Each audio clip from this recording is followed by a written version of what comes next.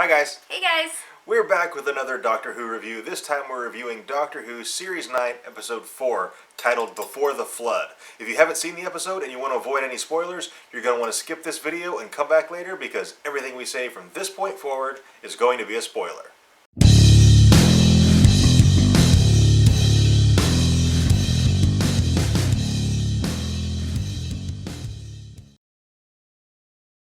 First of all, the Fisher King is freaking terrifying. Yeah, a little bit. It was a super scary monster of the week. I liked it. Yeah, me too. And I've really liked the series so far this season.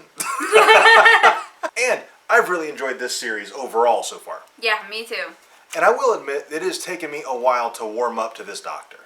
Yeah, ditto. Last series, British and American man. Okay, last series, I like Capaldi. I did not like the Doctor. There's totally a difference. Capaldi was doing a great job, but I don't know, I just didn't feel the Doctor. But this series, yeah, I'm totally on board with this Doctor. And this episode, Before the Flood, it really solidified Peter Capaldi as the 12th Doctor for me. Yeah. Specifically the scene where he confronts the Fisher King and he does his Doctor monologue and he tells the Fisher King, this is where your story ends. And the music that was playing in the background, it was... I don't know if that music has ever been used before with this particular Doctor, but it was very reminiscent of Matt Smith's tenure as the Doctor, his I Am the Doctor theme. It reminded me a lot of that, and I'm like, all right, you know, Peter Capaldi, for me, he is now officially the Doctor. It's taken me a while to get there, but I'm there. Yeah, what he said. All right, very first thing in this episode, we get a hint at the Doctor's future, where he's talking to O'Donnell, and she mentions, a couple of things that she's heard, about him from her time in UNIT, and she mentions the Minister of War, and he's like, don't tell me, I'll learn about that later. And so, is he going to be the Minister of War? Is he going to have to confront somebody who's called the Minister of War? We don't really know, but that's got to be something. It's something...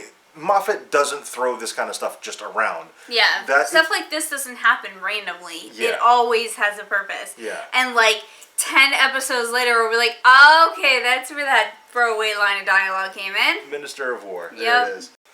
Also, another really interesting scene in this is the scene where Clara gets confronted with the truth that traveling with the Doctor has really changed her. Yeah. And she is very willing to put other people in danger. Yeah, and you can kind of see this cross her face, even though she is pretty sure that sending him out there to get the phone is okay. She's not 100% sure, but she's willing to risk it. And it's like, she doesn't realize that until she's confronted with it. And it's like, wow, yeah, I am. And that's a risk that I'm not sure she would have taken last season. Yeah. Who knows? I think the loss of Danny Pink has had a big impact on her. And although we're not seeing her, actively mourning him, we are seeing that change in her personality that is the byproduct of that loss. Yeah. And of course, Clara, kind of testing her theory by sending the guy out to get the phone back. The Doctor tests his theory with O'Donnell, and of course, O'Donnell ends up dying. And the Doctor, he gets confronted with the truth that he was just, this person was expendable because he was testing his theory in order to, of course, he was accused of to save himself. He was actually testing his theory to save Clara.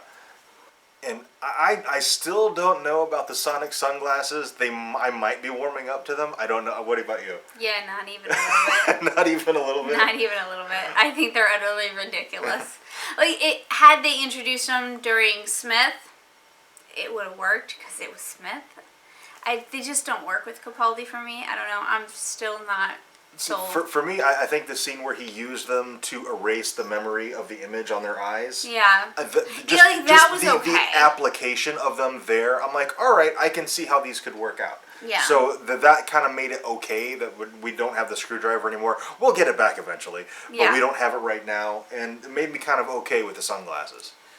What I really, really liked about this episode was the very beginning, the intro was, the Doctor saying, a time traveler goes back in time and Beethoven doesn't exist, so he produces all of Beethoven's works and publishes them as Beethoven. So where did the Beethoven's work, where did that come from originally?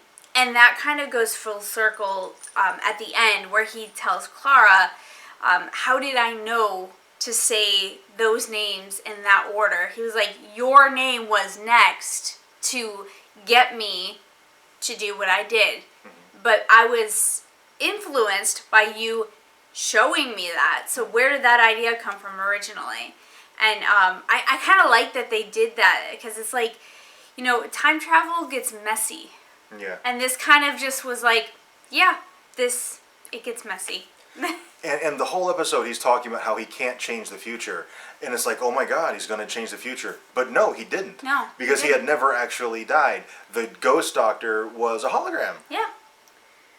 And so I want to see them play more around with that, you know, the kind of what came first, the chicken or the egg, kind of time travel, wibbly wobbly, timey-wimey stuff. I really want to see them play with that more. Yeah, that was like my favorite part about this Yeah. episode, is that we have no idea where that idea came from, because he said, you know, he did it, but he was influenced by Clara showing him doing it. Yeah. So where did it come from? Like, that just, yeah. And the awesome thing is it's okay that we don't know. Yeah, that works in this type of show, and Yeah. I like that. Okay, next week, Maisie Williams is guest starring on Doctor Who, and we're both really excited for Yeah. that, because she is amazing. Yeah. The preview, and I was like, Maisie! We actually got to meet her at Tampa Bay Comic-Con a few years ago, and she's, in person, she's a wonderful person. Yeah. And she was very young. She's probably, 15 then? I don't know, she seemed really young. She was very, very young, very, very sweet girl. I'm really looking forward to seeing what she does and what her character is in Doctor Who. Because when she was first announced, it was kind of like theorized that she was going to be Susan Foreman. And I'm like, oh, please be. But no, it totally doesn't look like she's going to be Susan Foreman. But it does seem like she has some kind of familiarity with the Doctor. And I'm really looking forward to seeing what that is. Yes. Okay, I think that's pretty much it for this video. If we missed anything, if there's something from the episode that you think we should have talked about and we didn't, let us know in the comments and we can discuss it down there. Also, if you enjoyed this review, and we certainly hope you did, be sure to let us know by clicking that like button and subscribe for more reviews. And thank you very much for watching, and we'll see you next time.